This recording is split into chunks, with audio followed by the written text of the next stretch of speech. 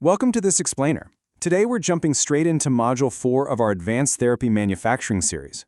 We're talking about building a literal multi-layered fortress to protect incredibly sensitive advanced therapies using EU GMP Annex 1 principles. Now, just to be clear up front, we aren't covering aseptic technique or basic GMP frameworks today. Instead, we're looking purely at the facility itself, the physical environment, the utilities, and the environmental controls that act as the very first line of defense for a product. We've got a great roadmap for the journey today. We'll be looking at 1. Designing the ATMP facility. 2. Cleanroom grades A to D. 3. Segregation, containment, and GMOs. 4. Closed versus functionally closed systems. 5. Managing critical utilities. And finally, 6. Monitoring short ATMP campaigns. We're basically taking a spatial journey, starting from the macro architectural layout of the building and drilling all the way down into the microscopic critical zones. Let's get right into it. Okay, kicking things off with Section 1, Designing the ATMP Facility. Let's dive right into this first line of defense, the physical architecture itself. You see, really good facility design builds contamination control in way before a single batch is ever made. It is absolutely the most powerful permanent control we have. Look at these design goals. We're enforcing super logical one-directional flows for personnel, materials, waste, and the product itself, so they never cross paths and risk any mix-ups. We're also making sure every single surface, the walls, the floors, is smooth, impervious, and can withstand repeated rigorous sanitization without hiding any contamination in tight joints or corners. Now, what's really interesting here is the unique challenge of autologous therapies. When you're manufacturing parallel, patient-specific batches in the same facility, you're introducing a massive cross-contamination risk. Think about it. You're taking a specific patient's own cells, modifying them, and sending them back. A mix-up here is literally catastrophic. Because of this, patient safety relies entirely on strictly separated streams, campaign working, or dedicated equipment to physically and procedurally enforce that separation. So, to manage all these separate flows, we really have to master transitions.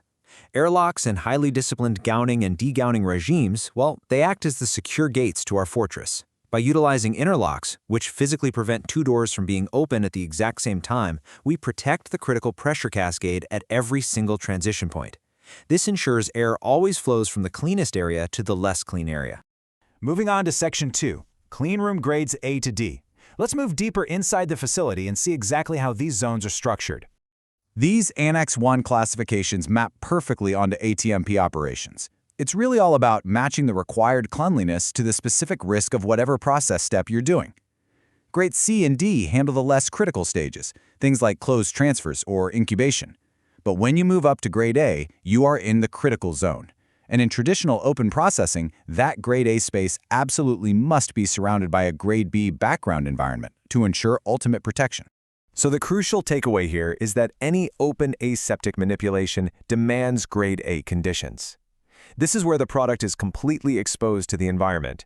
It's protected by unidirectional airflow, which constantly pushes pristine, HEPA-filtered first air directly over the critical operation, sweeping away any potential contaminants. Interventions here must be strictly minimized and highly disciplined. 3,520. That is the maximum number of airborne particles at 0.5 micrometers and above permitted per cubic meter in a Grade A zone. Guys, that's practically nothing. This number proves exactly how pristine this critical zone must be, both at rest and in dynamic operation, to guarantee the therapy remains completely uncontaminated. All right, Section 3, Segregation, Containment, and GMOs. Let's see how these requirements build when we introduce the totally unique biological hazards of advanced therapies. ATMP facilities often face this massive design tension. On one hand, protecting the product demands cleanroom controls and positive air pressure pushing outward, right? So outside contaminants can't get in. But on the other hand, many ATMPs use viral vectors or genetically modified cells, GMOs. Protecting the environment and the operators from those biological agents requires biosafety containment and negative air pressure to keep things trapped inside. Reconciling these two opposing physical forces requires some pretty ingenious design solutions, like bubble or sink airlocks, isolators, and really rigorous documented risk assessments. Section 4. Closed versus functionally closed. The ultimate way to resolve that crazy tension between cleanliness and containment is by just closing the system entirely. We have to be really precise with our definitions here. A fully closed system remains sealed entirely throughout processing. You're using sterile tube welding and aseptic connectors to move the product without it ever touching the room's air. A functionally closed system, however, is closed during processing but opened and sanitized between uses. Documented risk assessments on these systems are absolutely vital. Why? Because if you can prove a system is truly fully closed, you might actually justify using a lower-grade background environment for your processing, which saves significant time and operational costs. This is where single-use technology and automation become a total game changer. By embracing disposable flow paths, like single-use bags and tubing, we eliminate the need to clean between batches. That dramatically drops the cross-contamination risk and speeds up facility changeovers. Plus, when you automate these closed platforms, you cut down on human intervention, which, let's face it, is our biggest source of contamination, and you isolate the product entirely. Of course, this means we now rely heavily on supplier qualification to ensure there are no leachables and that the closure integrity of these disposable parts is just absolutely perfect. Section 5. Managing critical utilities. Now we need to step back and look at the invisible lifeblood that touches product quality and powers this entire fortress. You really cannot overstate this quote. Heating, ventilation, and air conditioning is not just about keeping the room comfortable for the operators. It is the primary engineered contamination control under Annex 1. It delivers the highly filtered air, maintains those tricky pressure cascades we talked about, and ensures the room recovers its cleanliness grade quickly after an intervention. It literally underpins every single cleanroom grade we've discussed today. But HVAC is just the start. If you're using water, it must be fit for purpose, often up to water for injection standards, with incredibly strict microbial and endotoxin controls designed right into the piping to prevent biofilm from forming. And any gases that contact the product, like those used in incubators, well, they become part of the sterile boundary, meaning they must be pushed through verified sterilizing grade filters. Because a failure in any of these utilities can directly compromise product quality, they are all rigorously qualified, continuously trending, and managed as integral parts of the facility's overall contamination control strategy. And finally, Section 6. Monitoring short ATMP campaigns. How do we prove that our facility design and these powerful utilities are actually working day in and day out? Well, we monitor them. Now, this is a massive challenge specific to advanced therapies.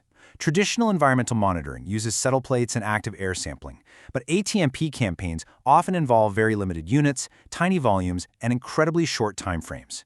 Every single time an operator reaches into the critical zone to place a monitor, they risk creating a contamination event.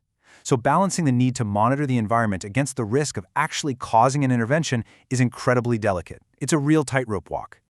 To solve this, we use a defensible, risk-based approach. We place monitoring locations exactly where the exposure risk is highest, right near the product.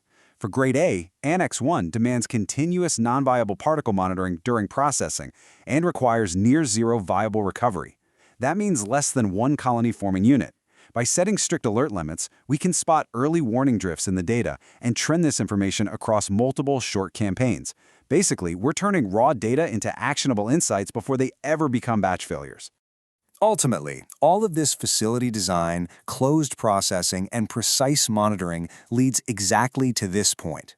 Environmental data isn't just a regulatory checkbox. It is critical evidence weighed by the qualified person in every single batch release decision. I want to leave you with this final thought. Many of these ATMPs have a shelf life of just hours or days before they must be infused into a waiting patient. If an environmental excursion occurs today, right in the middle of a short campaign, are your monitoring controls and facility systems robust enough to immediately determine the impact on that product before a critical life-or-death patient release decision must be made?